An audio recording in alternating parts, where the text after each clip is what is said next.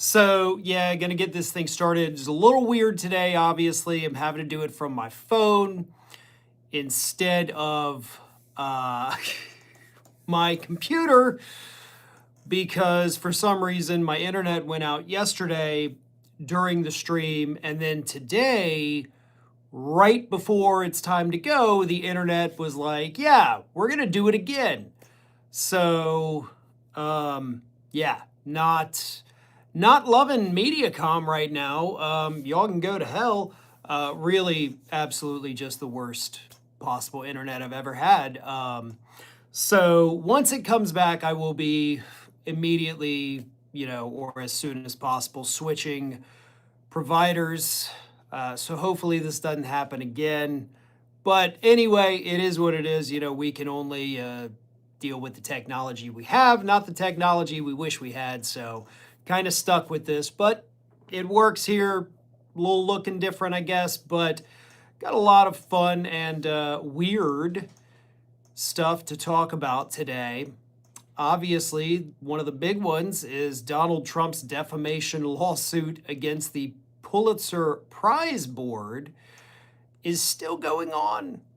Yeah, he filed that lawsuit 3.5 years ago against the Pulitzer Prize Board for, of course, awarding the New York Times the Pulitzer Prize for their coverage of the Russiagate scandal. Donald Trump said this was all disproven. This was, total trash, and you guys gave him the award, and therefore I'm suing you, even though you didn't report it. So there's really no grounds for defamation against you guys for giving them the award, but I'm going to sue you anyway. And so 3.5 years later, the Pulitzer Prize Board is like, all right, you know what? It's discovery time, baby. So the Pulitzer Prize Board has now requested all of Donald Trump's medical records, up to and including, they say, all of his psychological evaluations from 2015, I actually think it is, all the way through present day. We also want all of the medications that he has taken during that time. We need the full medication list. We need his absolute full and complete regular medical records. We need all of this, right? If he's saying we defamed him, we're going to need all of these records to show that no, we didn't. It's a little weird, though. I got to be honest. I like this move. I think it's very hilarious. But legally speaking, that's not necessarily related to the lawsuit. So I do think, unfortunately, we're going to see a situation where Trump's lawyers, as incompetent as they are still going to come out, file a motion with the court and say that this discovery request was far too broad and therefore, we should not have to comply. Judge, please offer further guidance and tell them to restrict their requests or, of course, figure this out. But there is no reason that they would necessarily need these medical records for this type of lawsuit.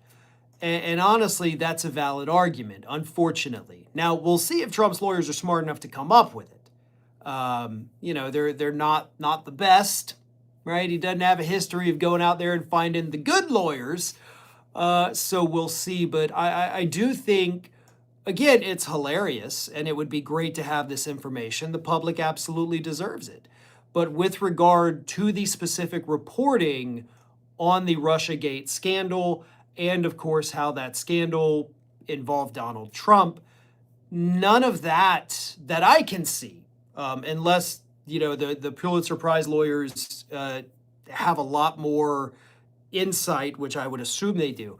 I don't see how the two are related, and in discovery, you can't just do a catch-all for trying to get every bit of information that this person's ever created.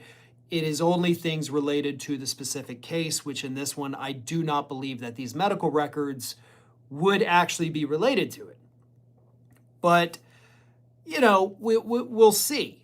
Again, this is the Pulitzer Prize Board. I do not think for a second that they have hired cut-rate lawyers who don't know what they're doing. So if they put in this request, obviously they're doing it thinking they do have a chance of getting these records and somehow tying it to the case. So again, far more talented than me. I didn't go to law school. I have worked in the legal industry for over 21 years now. Law firms, legal reporting, legal magazines, all of that. So I do know a thing or two, but I will admit, obviously, they know a hell of a lot more. So again, we're going to wait and see. I love the move. I mean, even if it fails, I love it because it is showing that, look, we're not afraid of you. We're not going to back down. We're not going to be like all these other groups that you sued that said, oh, God, please don't. Here's a few $1 million. We're going to stick it to you. We're going to make you waste your time with these court filings. We're going to make you waste your money hiring lawyers to go fight what may or may not be a frivolous request in discovery, but we're going to do it because basically, screw you, buddy. So I do love that, and I think that is the way to do it. Try to pressure him into backing off of this idiotic lawsuit that he has no chance of winning. So I think that's a really great move on their part. I've had a couple super chats come in. Since I'm doing this on my phone, guys, it is very hard. The comments, it's not like on the, laptop here, so it's very difficult to get this. So if I miss any, I apologize. Farron, what's not talked about in regards to Trump's potential invasion of Venezuela is that Trump and Hegseth will want to make a spectacle of it. As bad as Iraq was, Bush didn't care for such matters and wanted it done. I will bet my bottom dollar Trump and Hegseth are dreaming of American tanks rolling through the streets of Caracas. And if history teaches us one thing, making a spectacle out of an invasion clashes with competent planning, which leads to more life lost. I agree 100%. Whatever they do, whenever they do it, is definitely going to be primetime television, made for TV moments is what they're going to be looking for.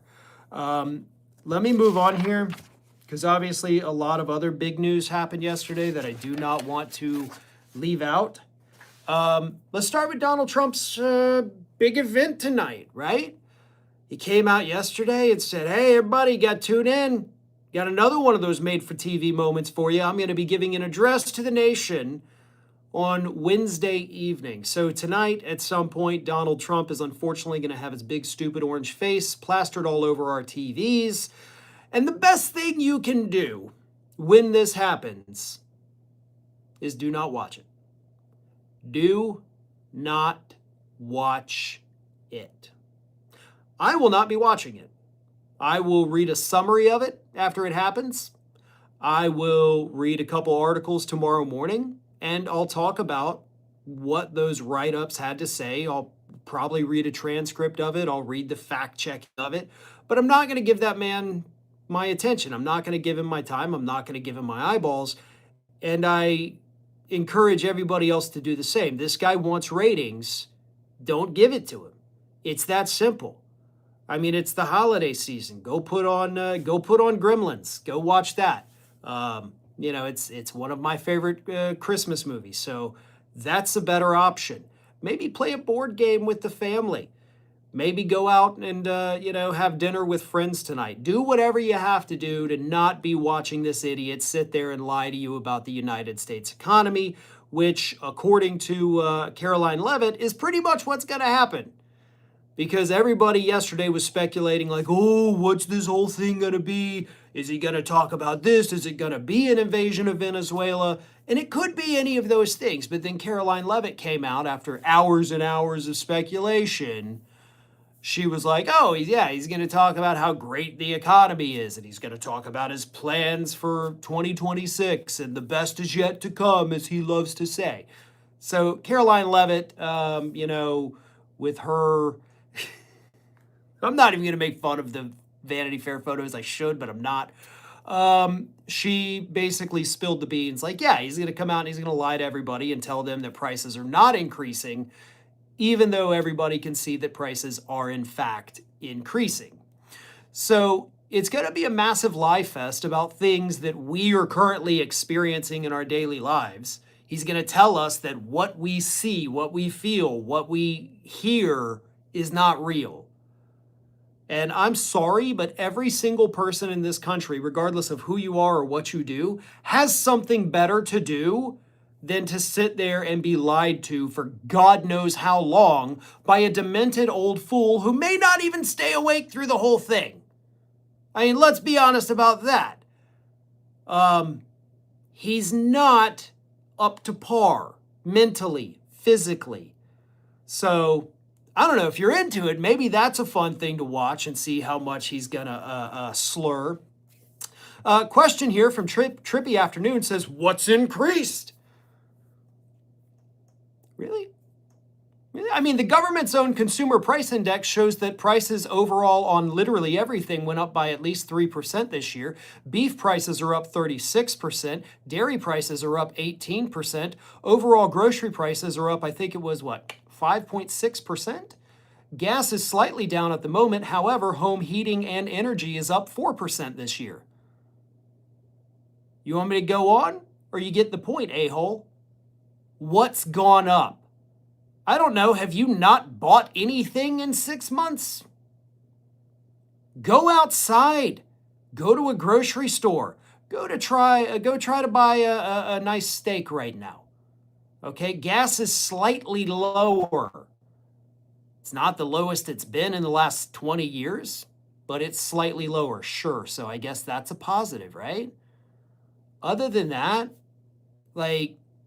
go experience life and realize that everything's gone up. This is not a debatable thing that prices have gone up. Trump's own administration released a report yesterday that shows that prices went up. So I don't know why you're busy asking stupid questions, but there's your answers. So I appreciate that. But anyway, Nasser Odie says, what a freaking dumb question. Had he ever seen how expensive these prices are? Has he walked in a store ever? That's a good question about Trump. I don't know that he's ever been to a grocery store. I mean, for real, has this guy actually had to go into a grocery store for something other than a photo op and purchase things? I mean, we do know the one time he went in there and he was kind of marveling and, oh my God, look at all this. I've never seen such a sight. He really has led a sheltered life for his entire life, born into a life of privilege, will leave this earth in a life of privilege, unfortunately. So he doesn't understand, and he's also incapable of empathizing with what people are going through right now. And of course, we got information this week from Kevin Hassett, who is the director of the National Economic Council for the administration, Trump's top economic advisor. He admitted on Sunday with Margaret Brennan that, oh, by the way, we feed him information that's not necessarily real about the economy so that he feels better about himself. He admitted that on national television on Sunday morning. So yeah, this isn't speculation that they're feeding him false information. They came out and said, we only give him the positive stuff, which is 2 or 3 things. And then he listed out the things, by the way, and he was completely wrong about all of them because those prices have, of course, gone up. That's what tariffs do. So it is what it is. I got a super chat here. Let me see if I can scroll back through and find it. Again, sorry, folks, it's a little bit difficult since we're doing it on the phone today. Crushed Level 1 says, wouldn't almost be everyone lose their citizenship if Trump got rid of birthright citizenship, as most Americans were born to immigrants? Depends on how far back they want to go, right? I mean, unless you're the, descendant of indigenous people, then yeah, we're all going to be on the next flight out of here to, wherever the hell it is they want to send us these days. But, I think that's a good point, but obviously it's one of those, we're going to have to wait and see just how evil this Supreme Court decides to be. And I don't know what the answer to that is going to be.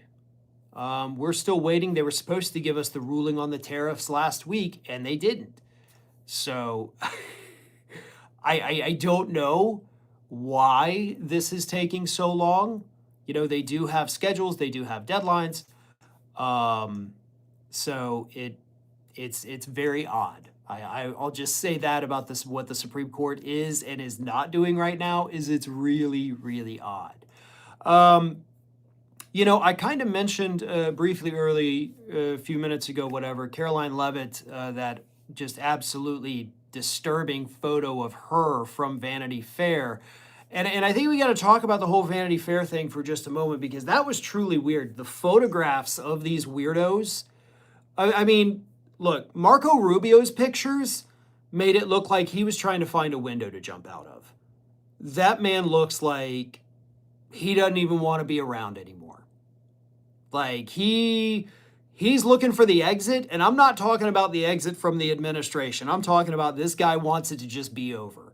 That's what Marco Rubio's face conveys in those photographs. And it's funny because David Pakman on his Instagram about an hour ago, he posted he posted those pictures, that he posted other videos of Rubio that all do seem to show him like just wanting life to be over.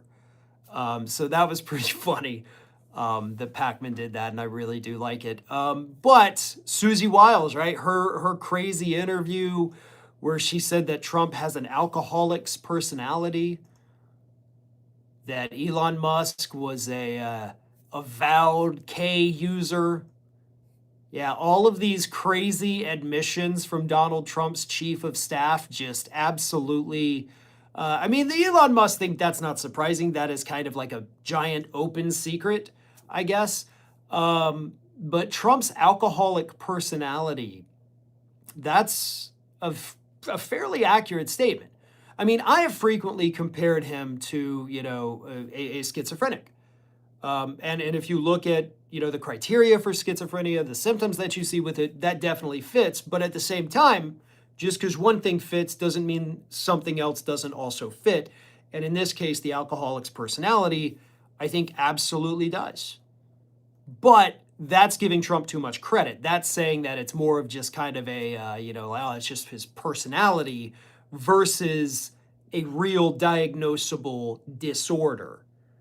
So Susie Wiles, in describing it as an alcoholic's personality, actually diverts people away from talking about potential mental illness and other forms of cognitive decline, so the psychological and the neurological. So she actually did that.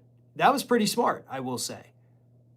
Sending people that direction so they're not looking over there at the real problems. So while it seems like she may have been insulting Donald Trump, what she's really doing, in my opinion, is misdirecting the public so they're not focusing on psychological and neurological issues that this man is, you know, according to the mental health experts, definitely suffering from. So clever on her part, but obviously we're not going to fall for that. We're not going to be looking over there when we know, in fact, we should be looking over here. Listen, folks, that's all the time we're going to have for today. I have got to go find better internet service here because this is now driving me crazy. Not exactly sure how I'm going to upload the segments for the rest of the day with no internet, so that's going to be an interesting endeavor. But anyway, if you're not already subscribed, please do so. Live streams every morning, 9 a.m. Central Time, Monday through Friday. Still trying to come up with a clever name for it. My producer, editor / business partner, he actually came up with, let's call it Balanced Breakfast, which I actually really like that, so that could be fun. Follow me across social media at Farron Balanced, and make sure you stay tuned to all of the amazing segments we have coming up throughout the rest of the day. Take care, everybody, and I will see you tomorrow. Hopefully from the regular camera with all that. But, you know, that's up to Mediacom at the moment because I don't think I can get new internet before the end of the day.